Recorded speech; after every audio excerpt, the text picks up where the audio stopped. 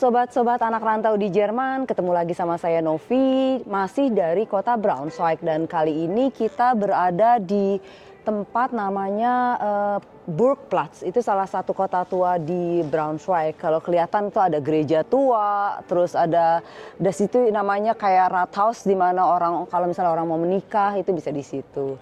Dan kali ini kita dapat kesempatan narasumber yang lain nih.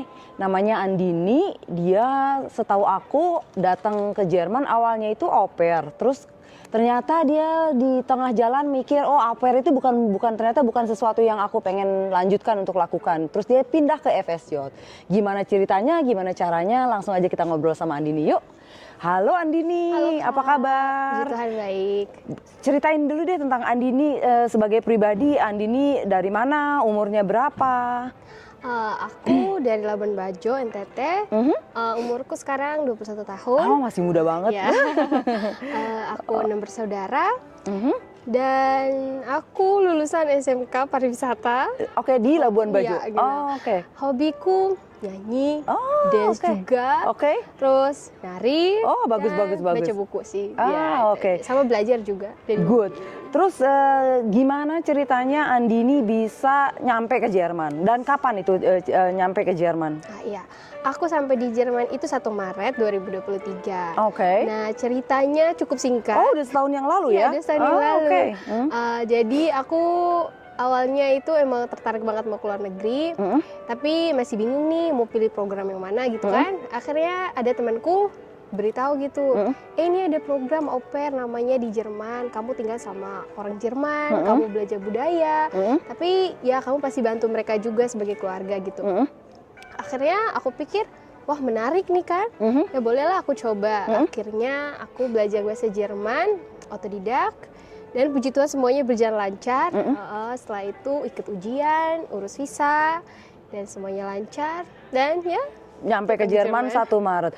Iya. Kamu tadi bilang belajar bahasa Jerman otodidak untuk syarat yang dibutuhkan untuk A1. Wow, salut banget. Wow. Dan itu belajar apa, lewat buku atau lewat internet atau video di YouTube aku searching gitu, karena menurutku kursus saat itu masih agak mahal ya. Jadi ya sudahlah, kalau ada yang masih ada jalan lain gitu dicoba, dan puji Tuhan lulus dengan nilai walaupun nggak sempurna banget tapi masuklah nilainya. Wow, oke. Terus kamu itu dulu tahu informasi tentang au pair dari website atau kayaknya setahu aku program au pair itu ada beberapa? Ya, ada beberapa website juga, tapi pertamanya aku tahu dari temanku.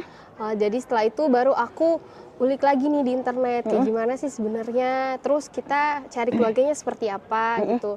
Dan akhirnya aku gabung ke salah satu aplikasi, Au Pair World kalau nggak salah. Au Pair World, gitu. Ya, dari situ aku dapat keluarga, dan setelah itu kita kenalannya agak lama emang, bertahap. Dan setelah itu ya nyambung dan mereka merasa aku cocok, akhirnya tanda tangan kontrak. Oke, dan waktu itu cuma satu keluarga yang kamu interview atau kenalan, atau ada beberapa keluarga pilihannya? Ada beberapa sih Kak waktu itu, tapi ada keluarga yang udah interview, udah ngerasa cocok, tapi hilang, kayak gitu, di scam gitu. Tapi yang ini ya cocok. agak cepet Oke, sih. waktu itu keluarganya di Braunschweig juga? Enggak, di Frankfurt. Di Frankfurt. Oke. Dan stay sama mereka waktu itu selama 1 tahun? Ya, 1 tahun. Oke. Kamu ternyata bukan selesai di tengah jalan, tapi memang program au pair selesai, terus ini sebenarnya langkah selanjutnya. Oke. Terus sekarang pindah ke Braunschweig sebagai di bawah rangka program FSJ, Freiwillige Sosial. Ceritain deh, FSJ itu apa buat teman-teman kita yang belum tahu FSJ itu apa? Oke, jadi untuk secara umum FSJ itu program sukarelawan, di mana kita membantu orang-orang yang membutuhkan. Kita menjadi sukarela, tapi kita juga dibayar. Kenal. Jadi di situ kita bisa ngikut seminar, kita memperdalam bidang yang sedang kita jalani gitu. Kalau aku di Altenheim, jadi aku tugasku panti jompo ya, Altenheim itu panti jompo. Membantu orang tua yang membutuhkan bantuan, ya bantuan kecil, bantuan besar yang aku bisa gitu. Dan setelah itu aku ikut seminar terkait bidang itu, bidang kesehatan ya otomatis. Dan ya aku juga bisa memperdalam bahasa Jermanku karena komunikasi terus kan. Dan ketemu teman-teman baru, lingkungan baru. Dan itu tapi FSJ sekarang di Braunschweig ya? Terus kamu waktu itu ceritanya dapat tentang informasi tentang FSJ itu, kamu kan tahu nih, aku program au pairku bentar lagi udah mau selesai nih. Apa nih yang mau aku lakukan selanjutnya? Aku lewat FSCT. Kamu cari infonya di mana? Apa kamu dari temen lagi info bahwa ini kalau mau lanjut tinggal di Jerman ada kemungkinan ini. Itu gimana ceritanya? Jadi sebelum saat masih au pair, aku memang sudah searching langkah selanjutnya apa gitu. Ada pilihan Ausbildung sama FSJOT. Tapi kita kembali lagi kalau bahasa kita dirasa belum mumpuni, sebaiknya ambil dulu FSJOT gitu. Karena dia 1 tahun. Ya. Dan setelah itu aku searching di internet, emang banyak penolakan ya saat itu. Untuk lamaranku. Jadi aku buang lamaran di beberapa tempat gitu. Untuk program FSJOT? Untuk program FSJOT dan di berbagai bidang, entah Altenheim, kindergarten. Dan setelah itu banyak yang nolak. Dan setelah itu karena kayak ada sedikit putus asa saat itu, aduh gimana ini udah gak dapet gitu. Akhirnya ada tawaran lagi dari teman lagi, ya kebetulan dari Tante Asi. Ya udah, kamu datang di sini, ini Altenheim, ini kayak gini-gini dijelaskan gitu. Kamu tugasnya seperti ini, keuntungannya seperti ini yang kamu dapat. Dan menurut aku sangat baik untukku keuntungannya, dan juga tugas yang aku lakukan juga sesuai sama apa yang aku ingin lakukan ke depan. Aku ingin ambil bidang kesehatan. Jadi di Altenheim mungkin aku bisa belajar hal tentang kesehatan mendasar dan juga merawat orang lain itu seperti apa, dan jika aku merasa diriku benar-benar cocok di situ dan aku nyaman, ya aku pasti bisa lakukan Ausbildung setelahnya di bidang kesehatan juga. Terus kamu nih untuk FSJOT ini udah mulai atau belum? Udah mulai, tapi real mulainya itu hari Senin. Hari Senin mendatang. Jadi udah tanda tangan kontrak, udah segala macam. Tugas kamu sebagai FSJOT itu seperti staf biasa, kerja 8 jam per hari atau gimana itu konstelasinya? Kita kerja itu 7 jam 30 menit per hari, tapi 30 menitnya itu pause, kita istirahat, dan tugas kita itu bisa dibilang membantu ya. Jadi ada staf utama, jadi kamu mendampingi si staf utama, nanti apa yang dia bilang, tolong Andini ini gitu kamu. Di awalnya seperti itu, jadi akan ada yang mendampingi saya juga dan teman-teman FSJOT yang lain. Jadi benar-benar kita dilatih dulu, kamu seperti ini kerjanya begitu, cara kamu merawat mereka dari A sampai selesai seperti apa, sampai mereka tidur dan semua kebutuhan yang mereka butuhkan gitu, yang bisa kamu lakukan akan dipersilahkan. Tapi ada beberapa bagian-bagian yang memang kita nggak boleh diperbolehkan gitu, karena memang itu staf ahlinya. Staf ahli yang karena mereka udah dididik secara khusus untuk itu ya. Terus untuk program FSJOT ini kamu itu tugasnya, tadi kamu juga bilang kamu akan wajib untuk menghadiri seminar-seminar itu. Nah itu gimana prosentasenya? Atau 50% kamu belajar kerja di panti jompo itu, 50% itu nanti seminar untuk kayak belajar di sekolah, atau 20% hanya 20% dan 80% belajar praktek, gimana itu? Kalau seminar itu sepertinya karena aku juga belum, tapi yang aku lihat gambaran dari teman-teman dan di internet juga, jadi seminar kita seperti ya belajar tapi tidak benar-benar forces belajar. Jadi kita berbagi pengetahuan yang kita udah dapat sama teman-teman yang datang seminar gitu, sama sharing, jalan-jalan kemana, dan juga mereka juga memberitahu kita gitu, yang kamu lakukan seperti ini, kamu ada masalah atau kendala apa begitu yang kamu alami di tempat kerja, cerita, dan setelah itu sepertinya kalau seminar tuh bisa dibilang have fun lah ya, have fun sambil belajar dikit-dikit gitu ya, bisa dibilang. I see. Terus kamu ada kesempatan untuk belajar bahasa Jerman juga, untuk ngambil kursus bahasa Jerman juga di bawah program FSJOT ini? Iya Kak, jadi memang kursusnya ditanggung, dan kebetulan aku ambil online, sekarang level B1. Dan, cool, tapi online kamu kursusnya? Iya, aku ambilnya online. Kenapa pilih online ketimbang pergi ke tempat kursus-kursus bahasa di kota Braunschweig ini? Menurutku pribadi, emang kalau offline itu bagus karena saat au pair juga aku awalnya offline, namun entah kenapa kayak nggak cocok sama aku, karena di awal aku belajarnya offline kan, aku tidak sendiri, jadi setelah ketemu langsung aku ngerasa aku seperti nggak bebas berbicara, nggak tahu kenapa untuk pribadiku seperti itu.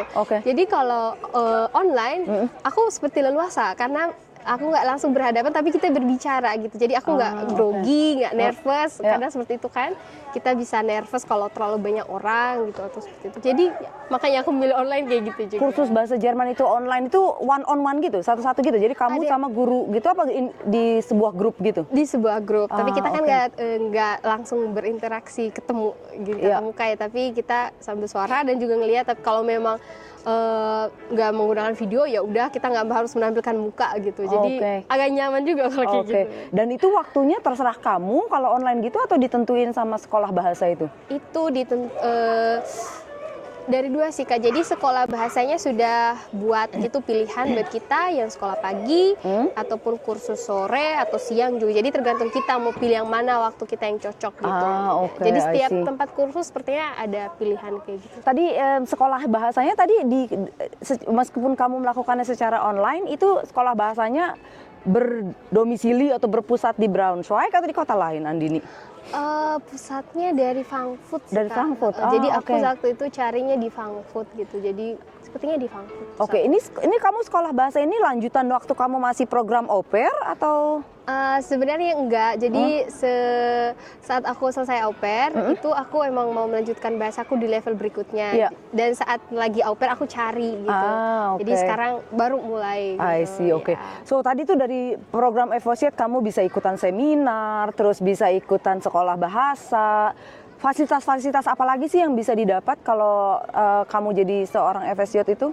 Ya sebenarnya banyak banget keuntungan yang kita dapat Kak.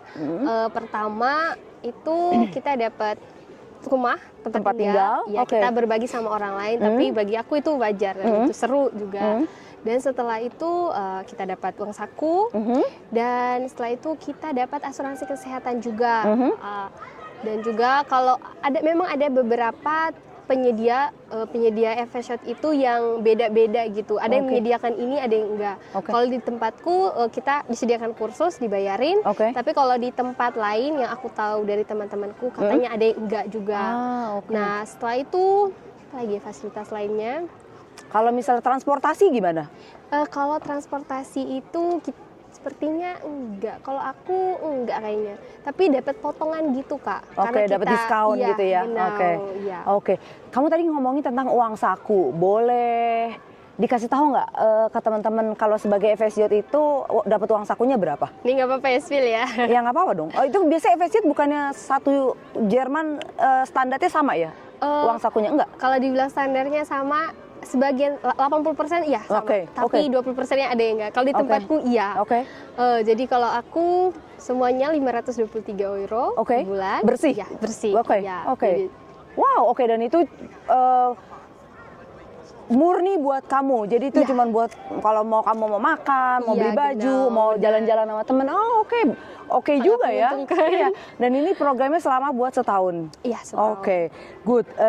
Terus gimana nih selama ini pengalaman kamu? Kamu belum mulai ya, hari Senin baru mulai. Tapi udah mulai kenal-kenal, udah lihat tempat kamu kerjanya, FSJ-nya? Iya, jadi tanggal 1 Maret itu kita perkenalan singkat, bukan singkat ya, perkenalan umum. Jadi aku dan kebetulan aku punya teman juga dari Thailand, cowok, dia juga FSJ, kita berdua. Di tempat yang sama? Iya. Jadi kita dikenalkan tempatnya seperti apa, ruang tugas aku di mana, lalu aku ngelihat orang tua yang ada di situ bagaimana, dan fasilitas di situ kayak gimana gitu, dan orang-orang yang bekerja di situ seperti apa, perkenalan singkat. Jadi dan menurutku berkesan dengan baik sih. Kamu udah perasaan kamu oke lah ya gitu. So, sekarang pertanyaan yang paling penting nih, bagaimana dengan dokumen-dokumen? Dulu kan kamu datang ke Jerman dengan visa sebagai au pair. Terus sekarang pindah ke FSJ. Nah, ini apa yang harus diperhatikan sama teman-teman kalau mereka pengen mengikuti jejak yang sama? Aku rinci dari au pair ya Kak ya. Awalnya aku mengucapkan terima kasih Tuhan Yesus, semuanya berjalan dengan sangat mulus pada saat au pair. Jadi tentang paspor dan juga kontrak dan pengurusan visa au pair itu emang kita harus banyak-banyak searching di internet. Jadi sekarang kan internet mudah, jadi kita bisa tahu pengalaman teman-teman yang gagal atau pengalaman teman-teman yang mendapat kesulitan itu bisa kita cari, dapatkan referensi gitu kan. Dari situ aku banyak, kesalahan ini yang nggak boleh aku lakuin di kedutaan seperti itu. Jadi dokumen harus lengkap dan jelas dan sesuai yang diminta gitu. dan harus tepat waktu. Ya, Dan oke. puji Tuhannya berjalan lancar, dan setelah itu pindah ke FS Shot sedikit agak sulit Tersandung, lagi. Iya, sandung, tersandung oke. batu kecil. Oh. Jadi saat itu aku visa au pairku itu harusnya habis di 1 Maret kan ya, Oke. harus 1 Maret. Nah, saat itu kontrakku itu belum ada di tangan, mau mendekati bulan Maret waktu itu. Oke. Akhir-akhir Februari kalau nggak salah aku dapet. Dan itu otomatis terlambat banget untuk buat termin di Ausländer Behörde di departemen untuk mengganti visa Iya. itu, oke? Jadi aku, waduh mampus gimana kalau di deportasi, gimana kalau Ya, gini-gini ya, ya, gitu. ya. Tapi untungnya saat itu ada Tante Asi dan teman-teman lain yang kayak, ya udah nggak apa-apa, kalau kamu tenang, terus kalau kontrak kamu udah dateng, itu pasti mereka akan nggak dipermasalahkan gitu. Yang penting ada tujuan kamu tuh di sini ngapain, nggak secara ilegal gitu. Jadi sekarang udah beres nih urusan Ya visanya. puji Tuhan, aku dapat termin di bulan April dan Ya. aku bertanya gitu ke mereka, ke pihak Ausländer Behörde, itu nggak apa-apa kalau aku nggak ada visa selama kurun waktu 2,5 bulan ya, kira 2 bulan, kurang lebih 2 bulan ya Kak. Ya nggak apa-apa, yang penting kamu udah dapat janji, nanti kalau misalnya ada pihak-pihak yang berkepentingan tanya, kamu tunjukin aja janji kamu. Oke, terima kasih banyak Andini Ya. buat waktunya dan informasinya, sangat bermanfaat sekali buat teman-teman. Oke, sobat-sobat anak rantau di Jerman, itu tadi kita ngobrol-ngobrol, bincang-bincang sama salah satu teman kita Andini yang awalnya au pair, terus dia lanjut ke FSJ. Tadi kita juga bisa banyak belajar ya dari dia tuh nggak cepat menyerah gitu, meskipun awalnya itu nggak semudah yang kita bicarakan atau kita bayangkan, tapi dia tetap berusaha mau cari informasi, terbuka, coba-coba cari kontak ke teman-teman yang lain. Semoga itu menginspirasi buat sobat-sobat anak rantau di Jerman dimanapun kalian berada. So, jangan lupa subscribe channel YouTube kita, dan seperti biasa kalau ada tema-tema atau topik-topik yang teman-teman pengen supaya kita bahas di sini, silahkan tulis aja di komentar, dan jangan lupa juga follow sosial media kita di Instagram, di TikTok, dan semua yang ada. Oke, sampai ketemu lagi ya. Bye.